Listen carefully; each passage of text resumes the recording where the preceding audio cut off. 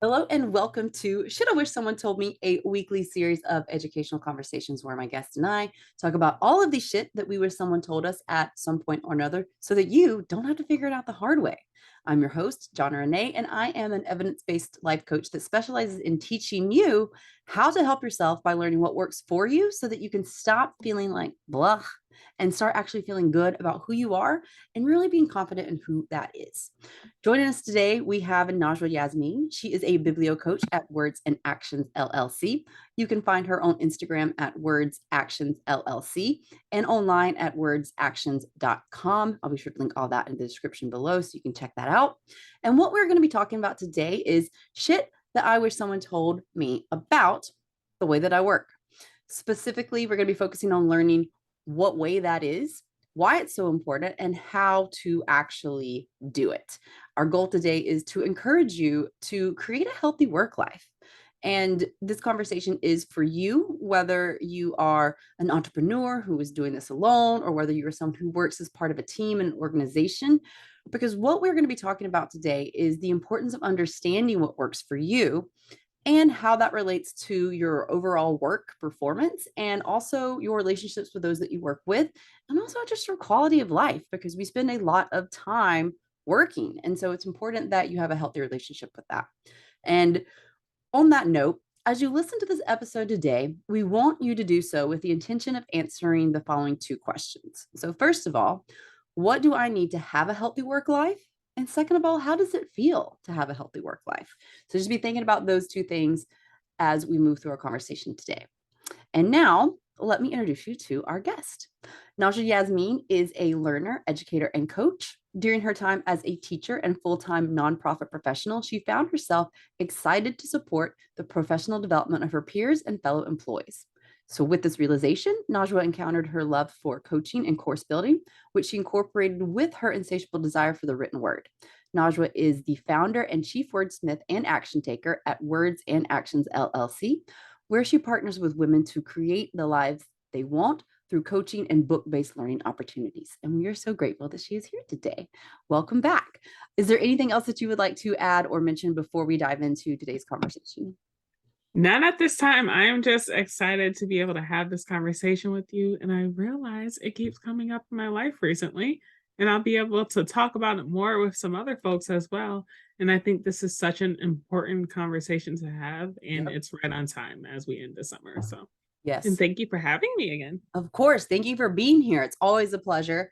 And I'll make sure to link our other episodes in the description as well. We have spoken about the beauty of saying no, and also the importance of self reflection. So lots of good gems in there. And I'm excited to hear and share what we have to say in our conversation today, and hope that it supports anyone and everyone listening. And if so, that you're able to take what we share and actually use it to create and improve your healthy work life.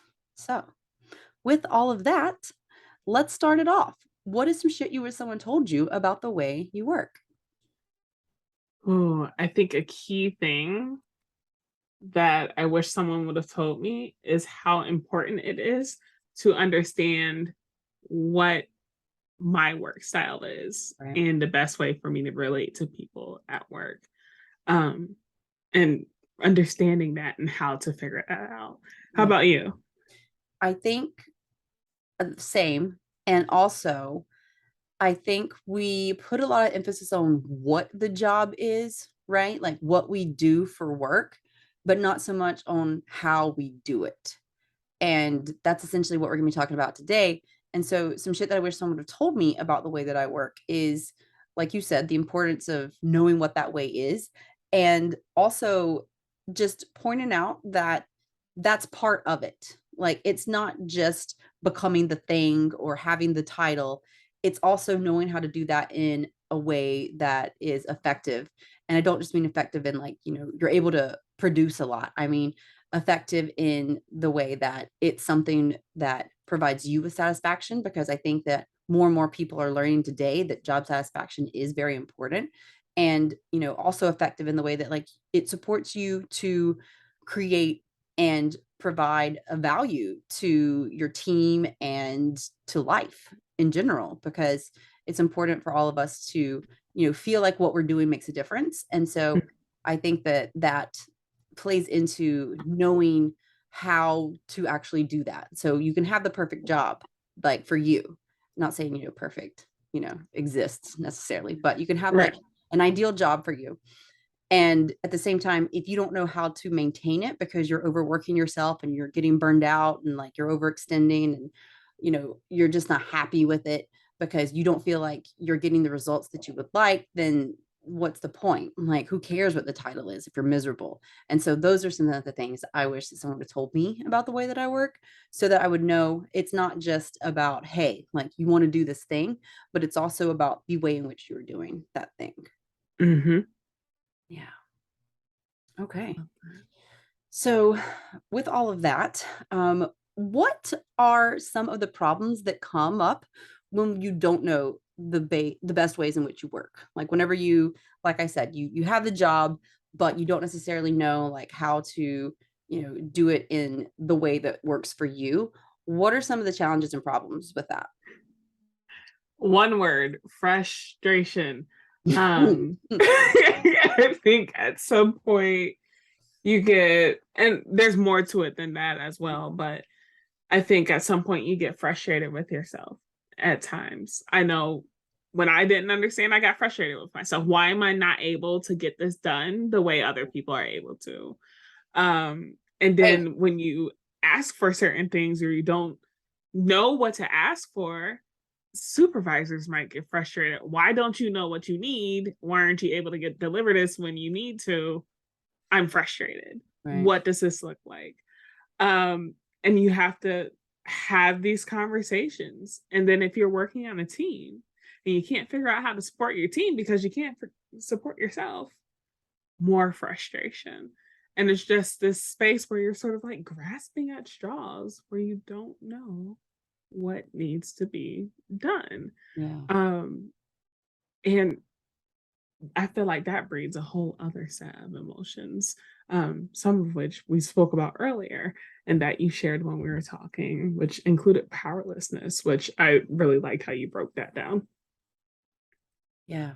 Yeah. Thank you for that because I feel like you encapsulated it really well. Like the frustration can come up in so many different ways. And yeah, for me, I feel like you pointed out, and thank you for doing so, that one of the problems is that, yeah, you feel really powerless because you don't know like what's impacting your exhaustion. And it's one of those things where, and the example that I shared whenever we were in our, preliminary conversation about this conversation that we're having right now was that I was working at a job and it was something where I was a manager and the amount of work that I would perceive myself doing once I got home did not equate to the level of exhaustion that I felt.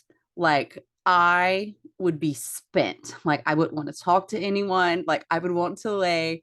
I would come home and I would lay with my feet up the wall. I would let my little dog out. I would lay with like my feet up the wall and I would just didn't want to do anything. Like I didn't want to hear, I didn't want to listen to anything. Like I just was exhausted. And so, it's something where fortunately I was able to say like it's definitely this job, right? Because it didn't happen any other time. And I think that when we don't take that pause because we're doing so much outside of the job, we like, have the kids, we have like the social engagements, and we have like all these other things on our calendar.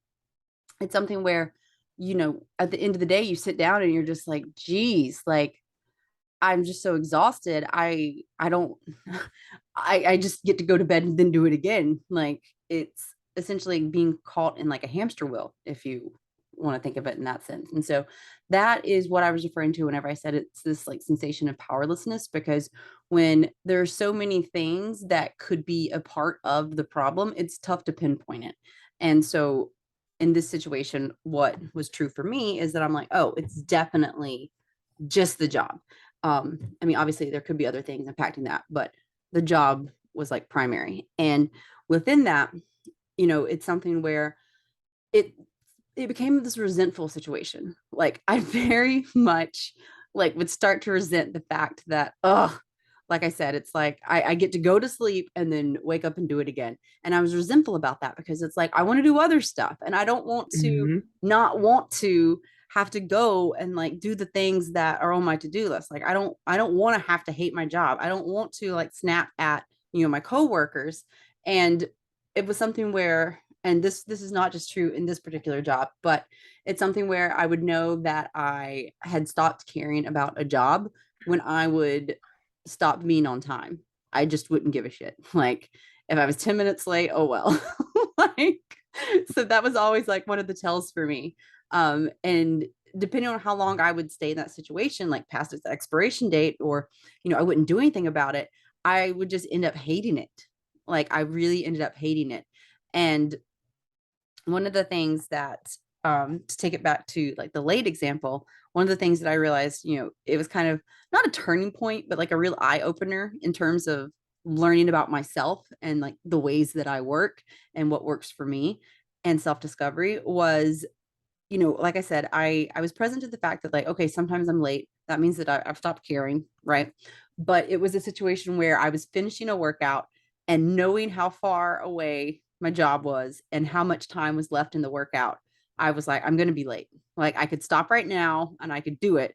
And I could make it there on time, or I could finish my workout and definitely be late. So I chose in that moment to finish my workout and be late because I was like, I'm going to be mad AF if I have to stop my workout to go to this job. It doesn't really matter if it wasn't like I was opening or like they needed me to be there at a certain time, right? So I was very much just like, I'm just going to be late. And so that was, I say, a self-discovery moment for me. I say everything's just, R&D. And so that was a real researchative, a real moment of research where I was like, oh, I really need movement in my life in order for me to be set up to have a good work experience. And so we'll talk more about later, or we'll talk more later about what that looks like. And so, yeah, that again was just like an indication where I was like, okay, so this is something that I need. This is the way that I work. I need to know that I've got these things done before I am able, or before I feel good and not resentful and not angry to show up at this job that I have to do. Hmm. So yeah. So those go. What were you gonna say? It was just making me think of ways in which I also would similarly feel like this might not be the space for me. And whenever I was in that space, it was those moments where the alarm went off in the morning and I was just like, I don't want to. Yeah. And it would happen consecutively. Yeah. And so when you're in that space and recognizing that for yourself, I think going back to our conversation on self-reflection, that's powerful to recognize where is it coming from and why. Right. So that's what was coming to mind All there. right. Thank you for sharing that because I know in hearing that you are not alone because yeah, I've had those thoughts too. And so it can't just be the two of us. Like Right. I know other people have also had those thoughts. And so yeah, it's something where, and so I want to put this out here before we move on, but I think it's something where in those moments we try to convince ourselves that we shouldn't feel the way that we're feeling. Like, oh, I should be grateful that I have a job.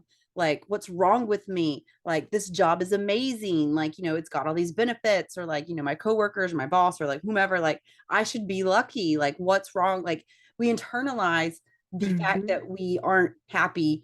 And oftentimes, it's because we don't know the ways in which we work.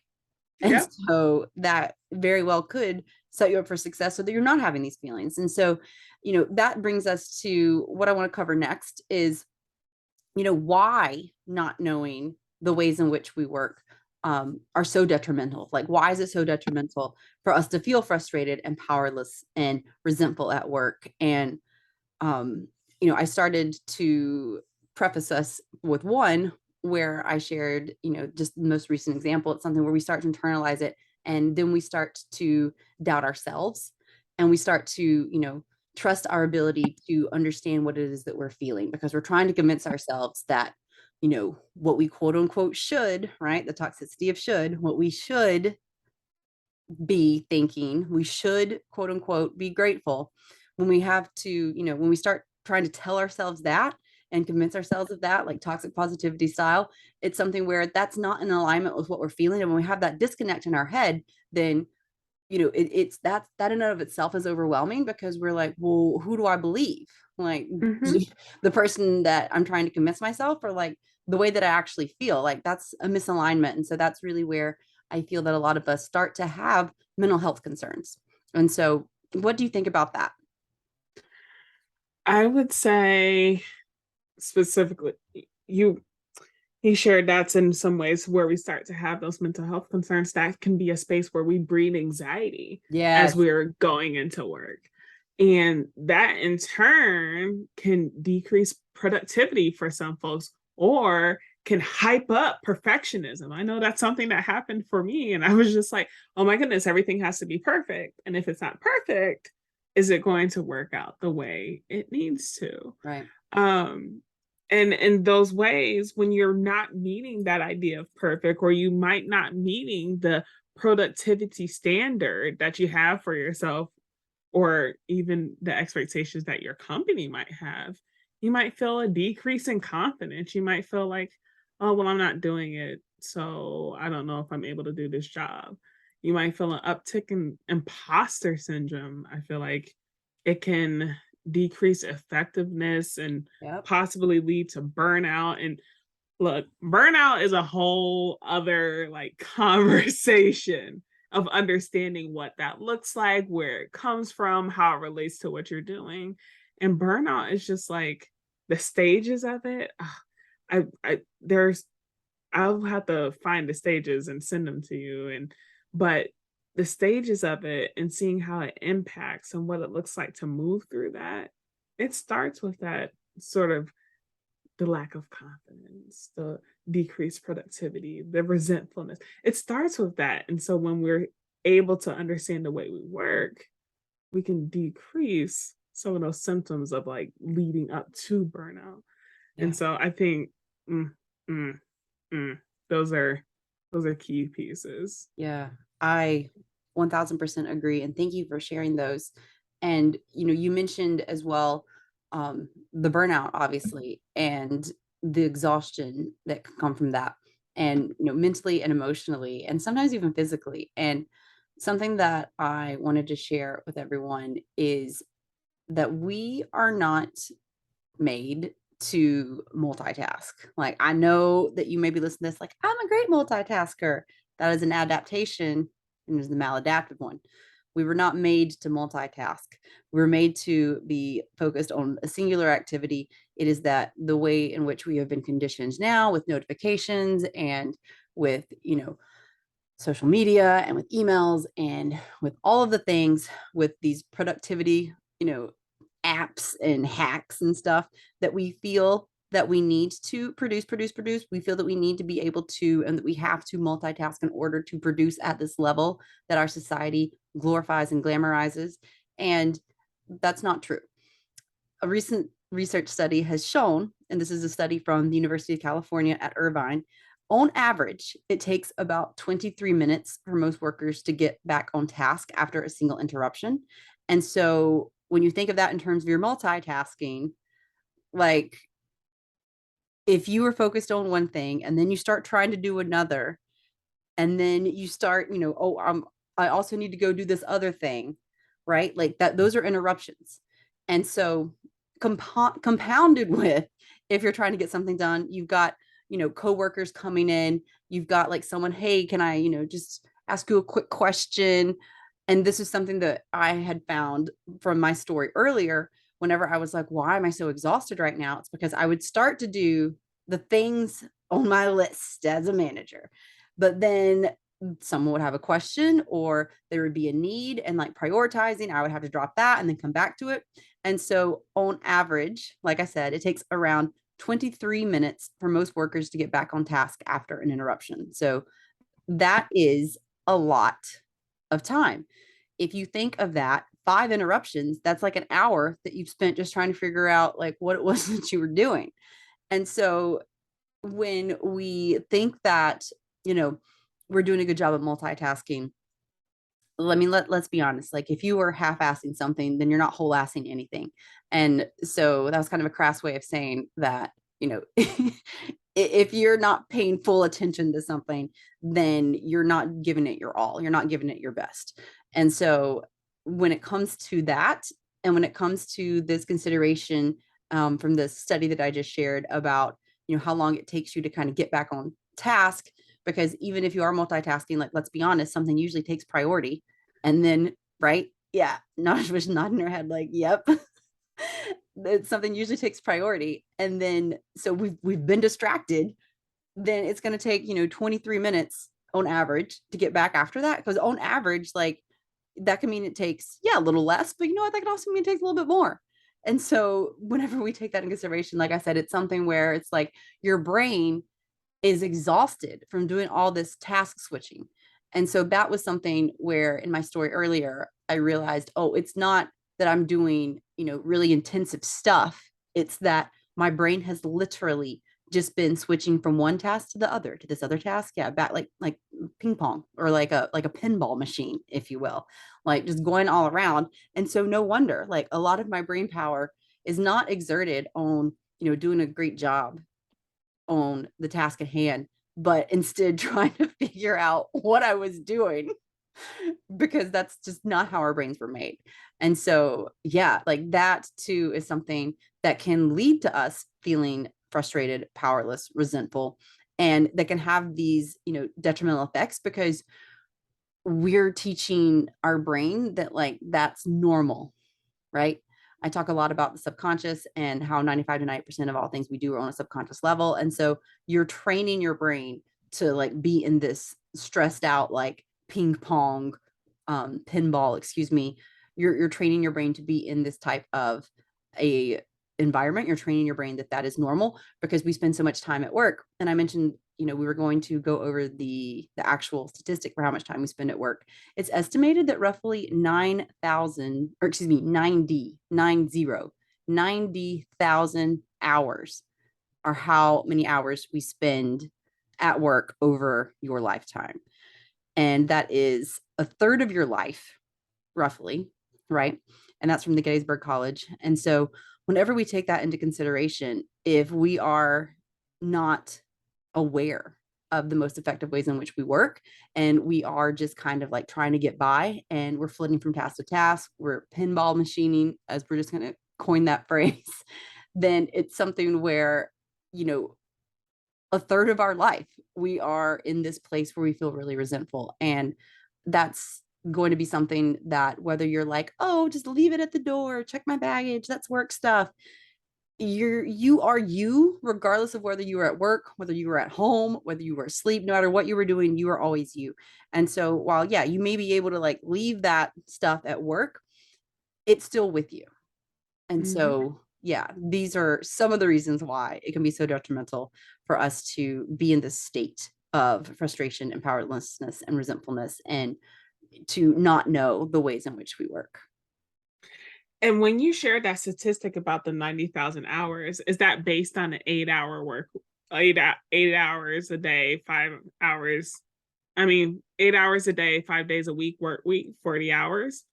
It's based on, yes, it's based on, like, it's been estimated that the average person will spend 1/3 of their life at work. That's roughly 90,000 hours over time. So, yeah. Yeah. And so we're not even thinking about, for those of us or folks who are working overtime and pulling 12-hour days, like, how long are you spending at work and resentful? And how long is your brain pinballing between different things? I Yeah. remember this actually came up with a team I worked with. So I was working in a nonprofit, education focused, and I was in the Bay, and we always had open office floor plans. So anybody can walk up and ask you something, say what's happening. And for me, my position was as a learning and development professional. So I'm usually creating at Mm-hmm. that point in time. So, or I'm responding to emails because I was an internal coach as well. I can't tell you how many times I reread the same sentence, how Mm-hmm. many times I reread the same paragraph in a book, or had to go back and find the paragraph or find the Mm-hmm. post-it note in the book to know where I was going or what I was thinking of. Yeah. And to have to go back and do that multiple times, it it did take time. It was time consuming. And so we ended up constructing a way. I mean, also, we all enjoyed joking around with one another. We were our own distractions at time. Let's be very clear. Right. Um, but part of it was we're like, how can we make this so it is a better environment for us so we can be more focused? And as a team, we were like, what if we make some sort of signal where Mhm. we can signal to one another? So, education, we're all former educators on my team. So, teachers, we like playing with things, crafting things. We took little cups and we made little cutouts and we made a red, yellow, and green sign. And on that red sign, we said, cannot talk right now. This is focus time. And we would put that on top of our desk, and somebody could look at it and say, hey, she's on red, she's on focus time, can't talk to her. We had yellow, like, and that was, you could put the yellow down and say, hey, you can interrupt me, but I'll need time to let you know when I can talk to you.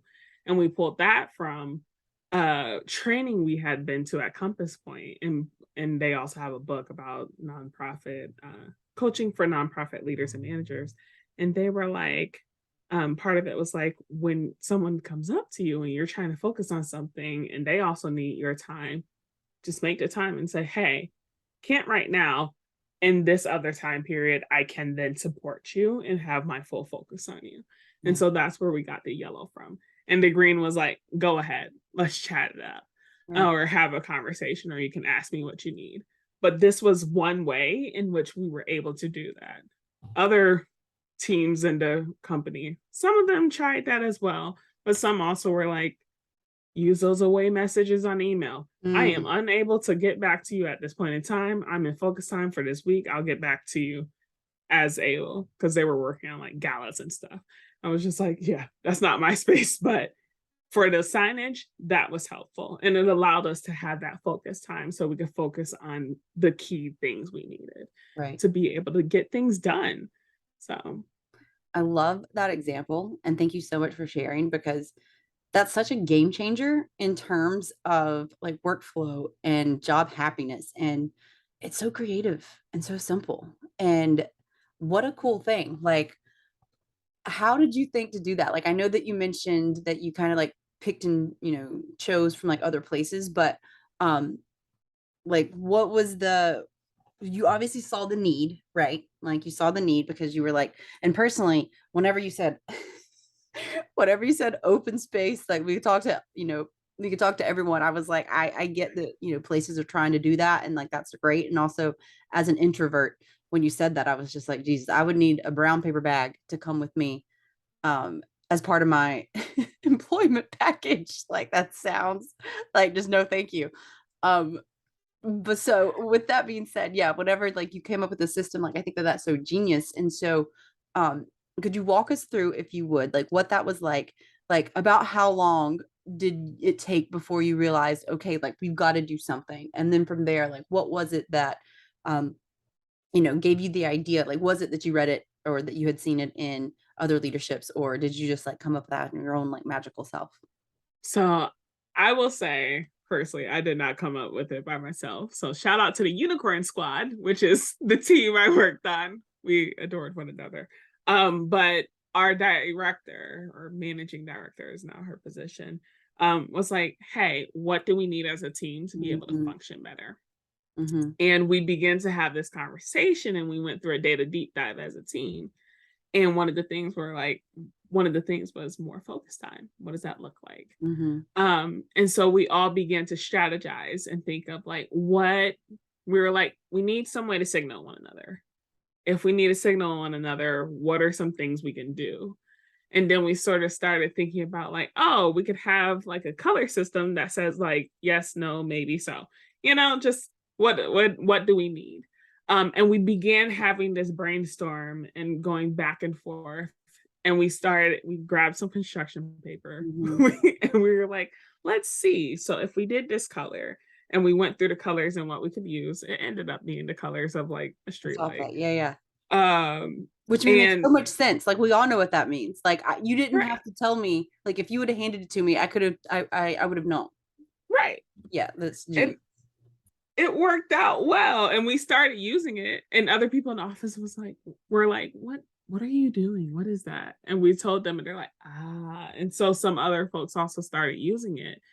But it was a great way for team building, Mhm. recognizing your teammates' needs, and also it asks you to be not only aware of your teammate, but aware of yourself.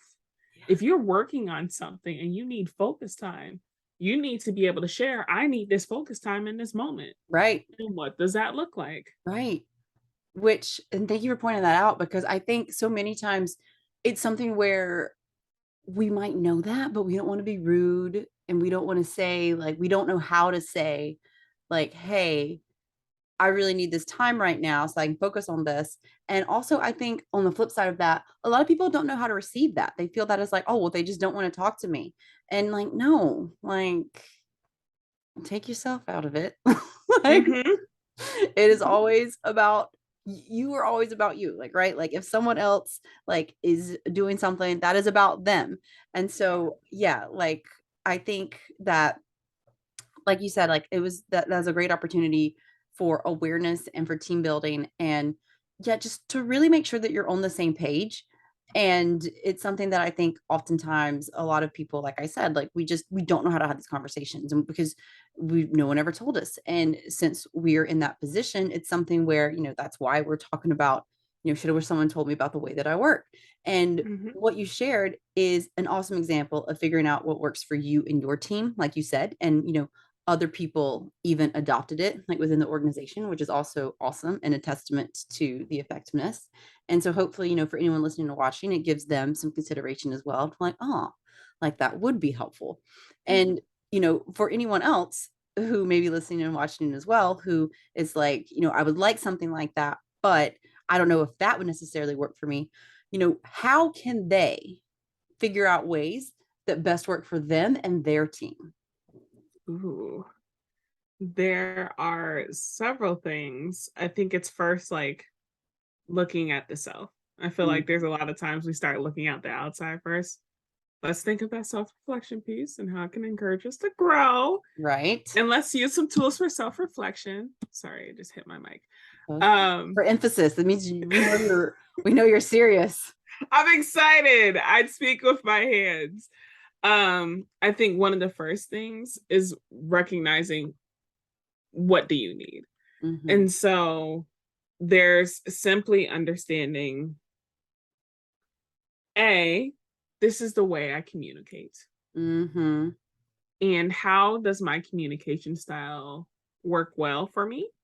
And what are ways that I can alter it to make it work even better? Mm. So, for Mm. instance, one of my things is I like to ask lots of questions, Mhm. but sometimes questions can be overwhelming for folks. Mhm. So, it might be easier for me to ask my questions, but in email format and then follow up with someone and meet with them, right? Yeah. Another thing is how do you like feedback? Some people like that sandwich method of feedback. Some people are like, give me the good, then the bad, or give me Right. the bad, then the good. Right. Actually, there's some research about the fact that if you get the feedback on two separate days, quote unquote, positive constructive feedback or negative constructive feedback, however you want to look at it, Mhm. um, you'll be more likely to take both in more Mm. equally. And Mhm. so for me, I purposely am like, I want them on separate days as long as that is possible, Mhm. because that allows me to focus on it. Because otherwise, the negative constructive feedback is gonna overtake any of the positive. And it's Mhm. just like, I didn't hear any of that. That part went one ear out the other, but I'm remembering the other part. Mm. I love that idea, and I didn't know that, and so I love that, and that's an actual study, and it makes so much sense because confirmation bias. Like we're going to believe what we want, and so whenever you said like I'm going to focus on the positive, I was thinking the opposite, right? Or excuse me, you're like I'm going to focus on the negative. I was like I'm thinking the opposite. Like for those of us who have some um idea or belief that like let me only focus on the positive and like really amplify that. I watch a lot of one of my guilty pleasures, I suppose, is like Hell's Kitchen with Gordon Ramsay, Mhm. where he goes in and like, yeah, makes over like the kitchens. And one of the things that a lot of people usually say, this makes sense for our conversation, I promise. They're like, but look at all of our reviews. Like, people love this. And he's like, do you think that I pay attention to all the good reviews? He's like, no, I pay attention to all the bad reviews because that's what's going to tell me, what I need to work on. And so taking that to the conversation that we're having here today, yeah, if it's something where I got both feedback at one time, I can very much see where I'm like, focusing on the positive, right? Where I'm like, oh, well, yeah, they said some bad stuff too, but they said these really good things too. And that's awesome, right? Like, we love that. Congratulations. And, it doesn't necessarily have to be like negative. It could just be constructive, like, here's ways to improve. But if it's something where, yeah, like maybe I'm not in the best emotional state that day, right? Like maybe something happened. So you present me with all this information. So my Mhm. confirmation bias, just the way that our brains work, I'm going to take what I need in order to make myself feel better. And Right. so, or in order to make myself feel, what's my version of normal. So if it's Mhm. something where, I'm used to focusing on the bad, then yeah, I'm gonna focus on that. And so I love, love, love that you brought up the notion and the study that says that, like, give them on separate days so that you can take them both in, so that you can like kind of marinate on them each. Yeah, I did not mean to Mhm. interrupt, but um Oh, no, you're fine. wanted to share that example, because yeah, I feel that it's just like so many people do that. Like, so many people do Mhm. from restaurant owners to like employees in like, Mhm. corporation like stances. And so, okay, go ahead. I'm done. No, you're good. Please. I as you were sharing about the Gordon Ramsay piece and the fact that he was looking at mostly the bad ones and the shop owners were usually looking at the positive ones. I think when you're looking at data like that, specifically when I do data deep dives about like with surveys or anything, Hmm. I look at both at once because sometimes they favor one another in Hmm. different ways. Hmm. Somebody will say, keep this up, and somebody will say, yes, but change this. And Mm, that in those ways you're able to meld it together and get something even more beautiful. I love that. um and that's like one way that you can use like a start stop continue SWOT analysis, but we talk more about that later. Yeah. But going into the positive things, also knowing like what's your appreciation language, what's your conflict style. Yeah. And there are assessments out there, and maybe what I'll do is I'll send those to you, Jana, so you can link those if that's Yeah. Yeah. supportive. Of course. And that is what you can use to sort of begin to create either a team chart where you have this listed out for one another. Hmm. Like, hey, this is what I need, and this is how, like, what's helpful for me. So you can refer back to that. Hmm. That's what my team and I did. We're like, oh, these are ways you like to be appreciated. You're more of like a gifts, you're more of like a words of knowledge. Let's make sure we do that. Hmm. So for some people, we might send cards of like congratulations, da da da. For somebody else, they might get a gift. But understanding what people like and Yeah. need and want.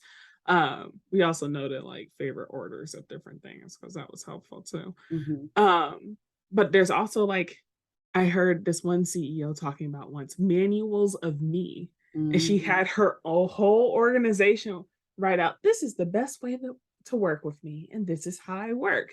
And they use that to support one another. And there is a whole website, www.manualof.me, that you can check out and create your own manuals of me. That's cool. Um, Yeah, I'll and link just that in the description as well. yeah, it's so necessary. So I feel like I've been talking for a minute, but those are definitely strategies that folks can use to Yeah. support it. Those are all gems. Yeah, thank you. Thank you for sharing all that. Thank you for talking for a minute. I interrupted with my Gordon Ramsay story. Um, who, but, like, he's just so cool. So when I was in this position that I mentioned earlier that I keep referring to, for the purposes of our conversation today, it was something where they were very big on feedback. And I love that you mentioned like knowing like, what the best style is for different people, because different strokes for different folks. And so I was very present to feedback whenever I was in this, with this company. And as I was watching these episodes, I'm like, damn, Gordon Ramsay is really good at giving that feedback, at really good at taking like, this is what you're good at. Like, this is why you're doing it. And like, it was always like very articulate and very like considerate. Granted, I know we all know him from like screaming at people. And he did some of that too, which I mean, I appreciate because I respect that. Because sometimes like that works. Sometimes that works. And so whatever he's not doing that, I mean, obviously, and I don't think that, I need to speak to his accolades, but obviously he's doing something right. And so we of course get the glorification of him screaming at people because that gets the views, the clicks, whatever. But he did have a really great way of providing feedback whenever he would be speaking with people and really like focusing on like the importance. And so as you are learning more about this, I share that because I invite you to just be mindful of the ways in which people give feedback and the ways in which the other person responds, right? Because there's a difference between just going in and berating someone and telling them like everything that they did wrong versus having a conversation like, hey, here's some areas for improvement. And the reason that we're doing this is not because you're a piece of shit. It's because this is going to help move you closer to your goal. And it might be uncomfortable to look in that mirror and realize that, hey, the way that I've been working is ineffective. That might be uncomfortable because we all want to be right. And so acknowledging that and at the same time, not feeling bad about it. Like, I mean, feel how you need to feel about it, but not like dwelling in that feeling, like not like rolling around and wallowing in like your sorrow there and like you having yourself a pity party. I'm over here like halfway dancing in my chair. I don't know what that is, but I do think that what you said is very important. Just become aware, first of all, of what works for you. Like you said, start with the internal, not the external. And I made a note, it's kind of like doing one of those ways of awareness is kind of doing like the first two parts of a SWOT analysis. So strengths, weaknesses, opportunities, and threats. Strength-based coaching has shown in controlled studies that the effectiveness of strength-based coaching in an executive stance enhances the full range of leadership development. And in 2014 showed significant increases in the transformational leadership behaviors, not just for the participants, but at all levels. So essentially what that means is that when, someone as a leader, particularly is working to become more effective with their leadership styles, that like that has a ripple effect. And it's something that is recognized, not just like from them, but from those that they work with at different levels. And so whenever we are looking at, strengths and weaknesses, I invite you to do that because you can oftentimes take whatever your strengths are and leverage them in those areas where you're not so strong, those areas that we're calling, let's just call them weaknesses, right? Or in those areas for like opportunity, if you want to frame it with that. But that borrowing of skills is going to empower you to do what's already working and like leverage what you already know so that you're not trying to, build something from the ground up. Like you've already got like a little bit of foundation there. And that's what you're doing with that. You're just taking that foundation and you're putting it, like at the plot next door instead of, trying to start from the ground. I love what you mentioned about the strategies of you. The manuals of me is the actual name of it, like the strategies of you. I don't know where I got that from. And then like the communication styles, like that's something that I wanted to also circle back to because when we are thinking about how people work, it's something that I know for me, and this is like one of the examples that I wanted to share. It's something where if you were to tell me to do a project, then I just need to know what I need to know to get it done. Anything that you don't want me to do, like any very specific parameters on that, and when I need it done by.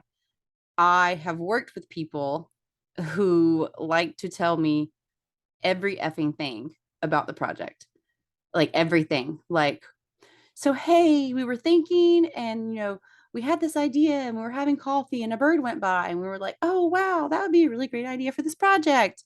And then from there, Sarah piped in and said that like, we should do this, right? Like, and I'm just sitting there and I'm like, oh my God, like by the time they're done telling me their story, I'm like, I'm confident I could have at least be halfway done with what you wanted me to do. Like, I don't need to know all of this shit. I don't need to know how you came up with the idea.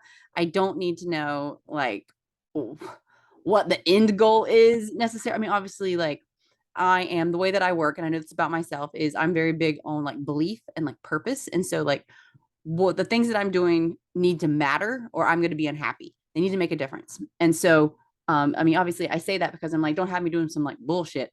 But if there's a task that you need me to get done, I'm very much a get it done kind of a person. And I say that because I've gotten that a lot in feedback reviews. I've become present to it myself. And so I'm offering that to anyone listening who might be one of those people who is like me in the fact that you just get like really frustrated and I zone out. Like if you're telling me like this big long story that I care nothing about, I just need to know the logistics and specifics. Like it's really irritating to me. And on the other side of that are people who do want to know the specifics. They want to know why they're doing it. They want to know, like, you know, how it works. And like they're very curious in that way. But that's, you know, that's them. And so if you were to tell them the logistics, or excuse me, if you were to give them just the information that I want, then it might be something where they feel like they need more direction, where they, you know, don't want to do it because they don't understand why they're doing it.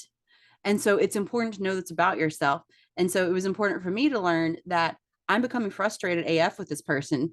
And that's impacting my view of them. And I start to not like them because I'm like, why are they wasting my time? Like, that's how I'm seeing it. Versus it's just them and the people that they've worked with in the past and what they've been taught as, you know, providing all the information. Meanwhile, I'm irritated AF and I hate you now. And I want to go home. So I offer that because I hope that someone listening gets some comfort in that and like, oh, yes, now I know why. Now I know why Charles pisses me off. Like, it's not that he's an a-hole. It's that he tells me this stuff that I don't need to know. And I feel like it's a waste of my time. And therefore, time is a value of mine. And so I am resentful. And that therefore, you know, clouds my judgment of him, when really if we just had this conversation and I was like, hey, this is all I need to know, I might love the guy. We might go out for golf on Sundays. I don't golf, but you might. So, you know, but we might go out and do things. And so it's something where I hope that offers you an example and some perspective, just in kind of like putting all this together and like the importance and also like the ways in which it can serve as a detriment and make us angry. And which is, you know, we can talk about how that spirals like low vibe emotions. We're then going to be resentful and like looking at like everything else through this angry lens because we're like, oh God, Charles just pissed me off. Like, you know, so it really is something where there's simple solves, but it starts with knowing yourself. And it, you know, if you don't know that about you, that's no shade, no shame. But it is to invite and encourage you to get to know yourself, like Yeah. start to learn these things, go through the manuals of me, like, you know, answer some of these questions and see what it is that does work for you. And if it doesn't work the first time, okay, try it a couple more times, because let's be honest, first time you got a bicycle, you fell off of that shit. So make sure that you try it a couple times, and then, you know, you can adjust, you can adapt, you can see what worked really well, what didn't, and you can take it from there. So that's Yeah. what I have to say about that. And I would say, in addition to, yes, inviting folks to create the manuals of me, and also inviting supervisors, managers, Yes. organizational leaders, let's ask people more, what do you need? Yeah. There's someone I'm working with right now, and I recognize one person I work with is like, let's meet hourly every so often, or I'll tell them that that's what I need.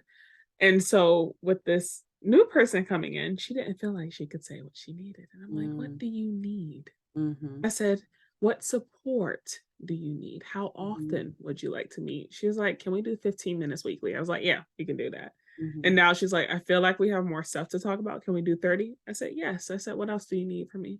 She was like, I would like feedback on what we need to do. I said, got it. What do you want to grow in? She was like, I never thought of that. Mm, And then she went back and thought about it and came back. She was like, project management and time management. Let's have a conversation.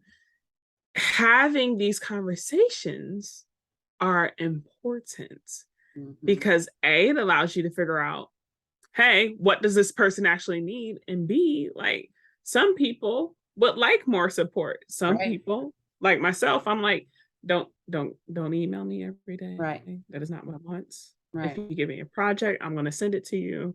and let me be. Like, I'm like, maybe we meet weekly and I'll just update you quickly, or I'll send you a nice little Loom video and you can be happy. But there's different things that people need. Right. And it's recognizing that. And so, like, yes, the manual's of me, but also it's on the onus of the leadership to be open to hearing that. Are you making it a space where your staff, your employees, the consultants you work with can say, hey, this is what I need from you? Are you comfortable allowing them to set boundaries with you, and you also modeling what that looks like for yourself? Yes. Yes, that is also good. And also, one of the first things that came up for me whenever you mentioned about like, yes, like leadership also, like, you create manuals as well, was, and ask people um a couple thoughts. So the first one is, and follow through on that, because awareness is nothing without implementation. And I say that a lot. And so I sound like a broken record, but it's important to note. And so if you leaders know that, then do something with it. If Najwa and I were to fill out, some manuals of me, and I like, words of affirmation, and she likes gifts, then don't fucking give me a present and tell her she did a good job. like, Right. like, look at it, like actually Right. use it. And I say that sounds really obvious, but it's something where I think that as people start to do this work, it's something where we're just going to default to what we've always done once the newness wears off. And so that's why reflection is so important. Put it in your calendar. Make sure that you are taking time, like, oh, a month has gone by. Am I doing the things that this employee said that they need? Like, and like you said, like, create that space. I wanted to, like, as you were talking about how with your new employee, like asking what they needed, that they, told you, but they felt, fearful to do so. So yeah, like create the space, because oftentimes, like, if an employee goes to you, like, that's a breach of trust if you shut them down. Like, oh, well, we don't really do that. Like, okay, well, you just told me that like we were going to start, and so now you're telling me like no. So yeah, like, be open and mindful in that regard. And what you did, which I'm sure but I want to point this out from listening and watching, what you did so beautifully was, you are creating, I wanted to lean into the microphone to be like, that, ladies and gentlemen, folks, y'all, is how you create leaders. That is how you develop people. You ask them questions, you leave them alone, and you then you create the space that empowers them to come back to you and then say, hey, this is what I learned about myself. Like, what else? Like, you create that excitement and that curiosity within them, because you are planting that seed.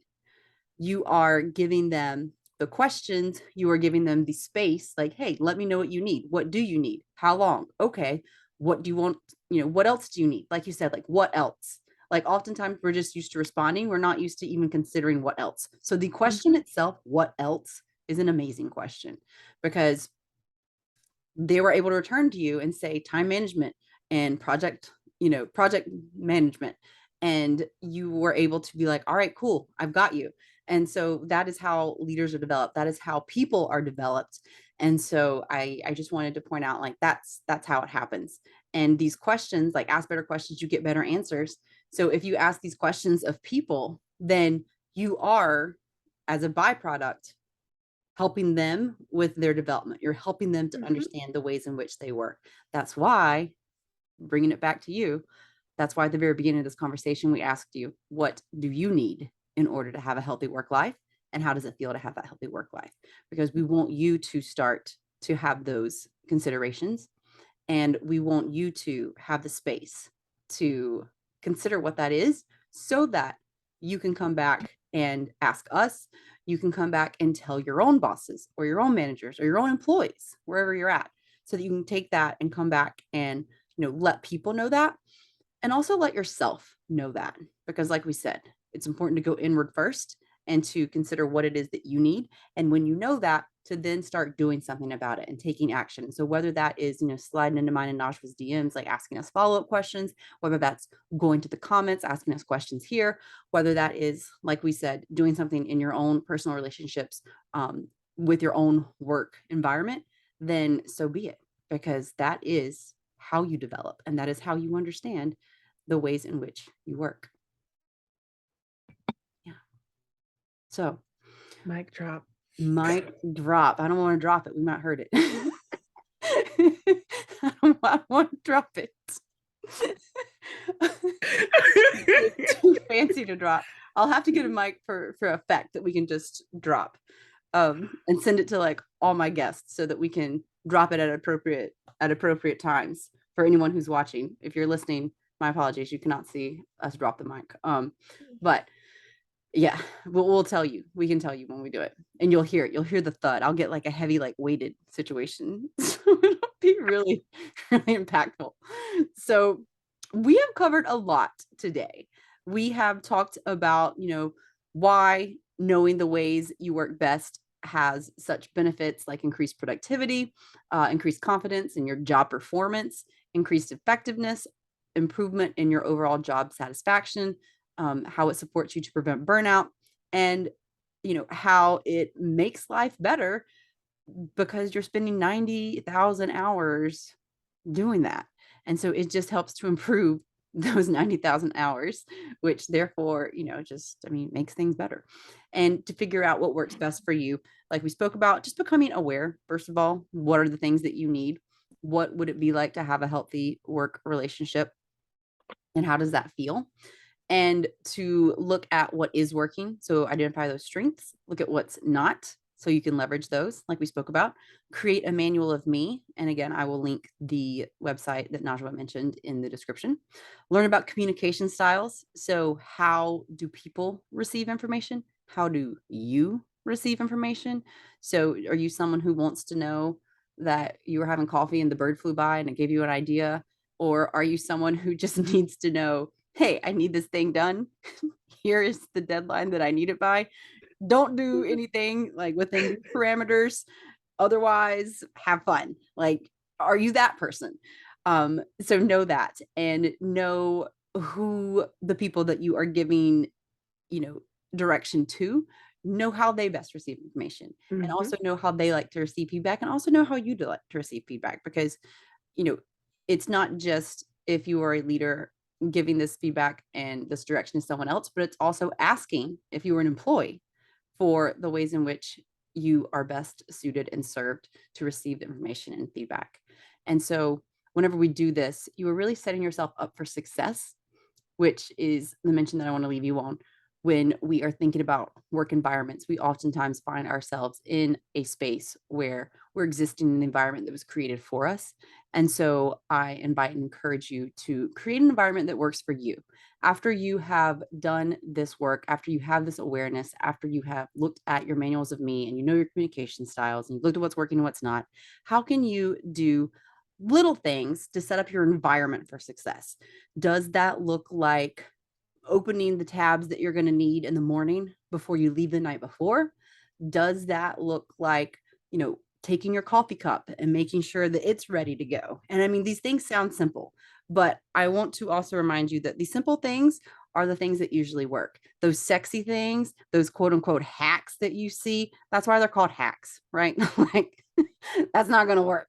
That it might work for a little while, but again, it might also be, and the higher probability is that these things are going to be so far removed from what it is that you normally do, from your version of normal, that, like I've said, that 95 to 98% of your subconscious is going to be like, I mean, we can do it for a minute, but it is tired. Like, this is not our normal. Like, we're going to stop after a while. We're going to go back to what we know. So once you know what it is that works for you, to take those steps to set yourself up for success. Mhm. So with that being said, what are your final thoughts to everyone? Well, you were talking about opening those tabs. This isn't necessarily a final thought, but there's an easy way, y'all. You can set up your browser to open those tabs for you when you turn on your computer and open up that browser in the morning. I used to do that. I had Asana open, my Gmail, and some other site that I needed just to be able to plow through stuff and have what I needed. It's brilliant. It's a great hack. Not hack. It's a great system to support yourself. There we go. Um, and I would also share, I hope that you each are able to take at least one thing and try it out from Yeah. this conversation to better support yourself at work. When Jana was saying we are often moving into and working in an environment that was created for us, yes, leaders, you set the tone in these spaces. Mm. And those who are new to staff and associates, you will also begin to help set that tone when you come in. What do you need? and what can support everybody else, and how can you all work together to create the environment that best serves all of you Yeah. in the space where you all feel psychologically safe, you all feel supported, and you're all hopefully getting things done as you need. Yeah. Um, and some of the things you were listing out that you can sort of do, I know that you started talking about that around atomic habits, and I'll be having you on my YouTube channel to talk about that, which would be exciting. Yes. Because you keep mentioning that book, and now I definitely have to read it. I love that book. And I think that'll be a great conversation. But even as we've been sitting here, I'm like, you know what? Some of these things I'm gonna put in a little document with some like helpful things and send it all over so y'all can get access to that by way of the posts that we've put up. I So love that. So yeah. awesome. So yeah, so thank you. So spoiler alert, we have resources for you if you are interested. So get excited for that. And yeah, we will put details for that in the description for you. So make sure to check that out. Um, aside from that, yeah, thank you so much for being here. Where can everyone find you and what do you have going on? Wow. You can find me on my website, wordsaction.com, or on Instagram at wordsactionllc, where you'll see the biblio-coaching work that I do. So I like to take books and help women apply it to their lives. Gentlemen, please feel free to check it out as well. There are some quarterly book lists out there as well. So I'll be putting out a new one, which will also be work focused and things you can do to enhance your work life.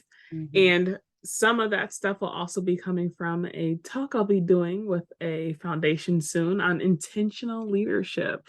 I'm actually thinking that I might actually have to do a recording of it and put that out there as well to support some folks. Yes. Because I think this message just keeps coming up. And I think it's a conversation that we need to have. Yes. Um, and then by way of the Instagram, you'll be able to find other sites and things that are happening at Words in Action LLC. So, yeah, thank you for having me. As always, it was a wonderful conversation, and it actually made me start thinking, like, what are some other things I can do to make sure, like, I know I did this stuff earlier in my life, but where am I now? What are the Yeah. things I need now? Because we're constantly evolving human beings. So, yes. You're constantly evolving human beings. Yeah, which evolution, shout out to the topic for next month. We're all going to be talking about the whole month is going to be dedicated to evolution of the self. So, yeah, beautiful, beautiful segue, which was not intended, but yeah, that is what's going to be happening. So, thank you. And I will make sure to put everything in the description, like I said, so that you'll be able to tap on over. If you do not follow her already, I highly recommend. And thank you so much for being here. What I Of have course. going on for you is um, as you know, these conversations are all about shit I wish someone would have told me. And I have taken all of these shit that I wish someone would have told me and put it into the signature program, which is now available, ladies and gentlemen, for fall enrollment. And so, this conversation today was really present to talking about, the importance of knowing who you are, discovering who that is, why it's so important. And we gave you some ways in which to do that from a professional work stance. And in the program, we talk, how to do that in a life stance. So you can apply it to the professional life. You can apply it to your platonic relationships, to your familiar relationships. And that's just part of the program. I teach you a system that is repeatable so that exactly like Najwa said, like, hey, like, what do I do right now? Because we're constantly evolving. The things that you will learn within this program are a repeatable system that you can rinse and repeat once you have completed the full program, which is 90 days, one-on-one with me to guide you through it. You will have access to it for as long as I'm in business doing this program. And so you will be able to go back into that content and rinse and repeat that process anytime you feel the need, whether that's in 6 months, whether that is in 6 years. Assuming, yeah, like I'll be here, which I'm not going anywhere. So if you have any questions about that, go ahead, head to the description as well, because applications are open, like I said, for fall enrollment, but they will be closing soon. So make sure to get in on that and apply. I will personally review your application. And then from there, if it's a good fit, we'll hop on a call. I'll answer any questions. If not, then we will walk away with tangible action steps for you. Like we'll spend that time talking about it for you. So worst case scenario, you still get action steps towards the best next steps for you, whether that's whatever we have to suggest or that is going, into the program. So that's what I have for you. Make sure to check out my Instagram stories on Wednesday over at Hey John or Renee, because we are going to be asking you some questions in the poll, or we're going to be asking you some questions via the stories to get some feedback on your experience with the ways that you work. And then on Friday, we are going to be going live to answer questions that you have about the ways in which you work, share what you had to say about your experience, and to get to know Najwa a little bit better. So that'll be lots of fun. Make sure to join us for that. If you have any questions, you know where to find us. Otherwise, have an amazing day. Share this with someone that needs to hear it as well and the benefit from learning about the ways that they work. And until Friday, we'll see you on the screens. Bye, everyone. Bye.